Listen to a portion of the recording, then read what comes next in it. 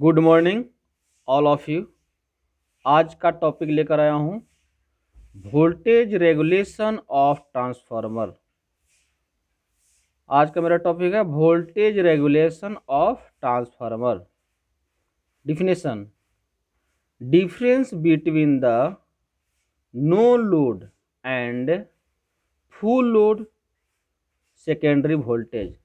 अब यहाँ पे देखेंगे थोड़ा सा, ये सेकेंडरी वोल्टेज की बात हो रहा है, ये मेरा प्राइमरी वोल्टेज है, ये सेकेंडरी वोल्टेज है। तो यहाँ पे मैं लिखा हूँ V0 नो लोड, यहाँ पे लिखा हूँ VS जो है क्या है सेकेंडरी वोल्टेज, ठीक है, लोड पर।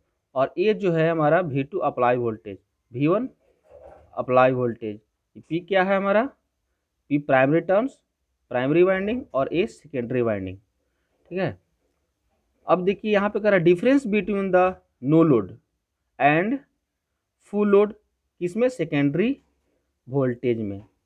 नो लोड पर और लोड पर जब होता है ट्रांसफार्मर, उसका डिफरेंस को जो है हम लोग क्या बोलते हैं, वोल्टेज रेगुलेशन ऑफ ट्रांसफार्मर बोलते हैं, ठीक है। आगे बढ़ते हैं। ये जो वोल्टेज है प्राइमरी का वो कांस्टेंट होना चाहिए। मैं आगे लिखा हूँ फुल लोड वोल्टेज को परसेंटेज में व्यक्त किया जाता है। मैं लिख दिया हूँ फुल लोड वोल्टेज को परसेंटेज में व्यक्त किया जाता है। अब यहाँ पे इंपॉर्टेंट को मैं स्टार मार दिया हूँ, प्राइमरी वोल्टेज या अप्लाई वोल्टेज कांस्टेंट रहना चाहिए। क्या रहना चाहिए, कांस्टेंट रहना चाहिए, प्राइमरी वोल्टेज कांस्टेंट रहना चाहिए, ये ध्यान देना है। नेक्स्ट,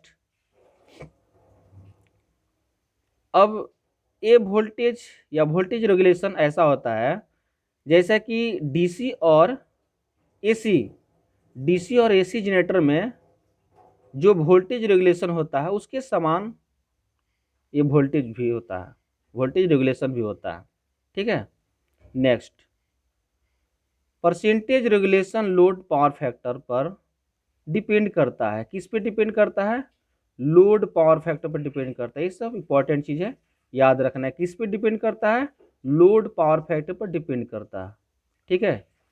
अब जनरली हम लोग voltage regulation is equal to क्या होता है, no load voltage minus load voltage by load voltage into 100। अब नेक्स्ट, अब ये जनरली हो गया। अब हम लोग मान के चलते हैं let V0 is equal to secondary terminal voltage at no load. ये तो जनरली था, अब इसमें हम लोग माना है हमने V0 क्या माना है, secondary terminal voltage at no load. इसमें देखिए VS लिखा हूँ secondary terminal voltage at load, यानी लोड पर जो होगा सेकेंडरी टर्मिनल VS से होगा और नो लोड पर जो होगा V0 से होगा। ये ध्यान देने की बात है। आगे देन तब क्या होगा, then percentage regulation is equal to V0 minus VS by VS into 100, ठीक है। ये हमारा फॉर्मूला निकलेगा, ठीक है। अब थोड़ा सा देखेंगे एवरेज वैल्यू रेगुलेशन जो होता है, एवरेज वैल्यू रेगुलेशन जो होता है हमारा, अब लिख दिया हूँ, यूनिटी पावर फैक्टर पर 2% होती है। यूनिटी पावर फैक्टर पर कितना होता है, 2% होता है। जब पावर फैक्टर 1 होगा तो उसका वोल्टेज रेगुलेशन जो होगा 2% होगा, और अगर घटता है 0.8 लैगिंग करता है तो पावर फैक्टर कितना हो जाता है, 3.5% होती है। ये याद रखने वाली चीज़ है, ठीक है। यानी कि जैसे जैसे पावर फैक्टर जो है लैग करेगा वैसे वैसे जो है उसका वोल्टेज रेगुलेशन जो है क्या होगा, बढ़ेगा। देखने की बात है, लैग करेगा तब ये 0.8 है और 0.6 होगा तो और बढ़ेगा। यहाँ पे 3.5 है 0.8 पे तो और अधिक हो जाएगा इस पे, ठीक है। लेकिन जनरली ट्रांसफार्मर में है 0.8 और 0.9 पावर फैक्टर को लिया जाता है। नेक्स्ट कहता है कि अगर एक अच्छे ट्रांसफार्मर में सेकेंडरी वोल्टेज, थोड़ा सा ध्यान देना है, एक अच्छे ट्रांसफार्मर में सेकेंडरी वोल्टेज हर लोड पर स्थिर होना चाहिए। हर लोड पर क्या होना चाहिए, स्थिर होनी चाहिए। इस प्रकार कम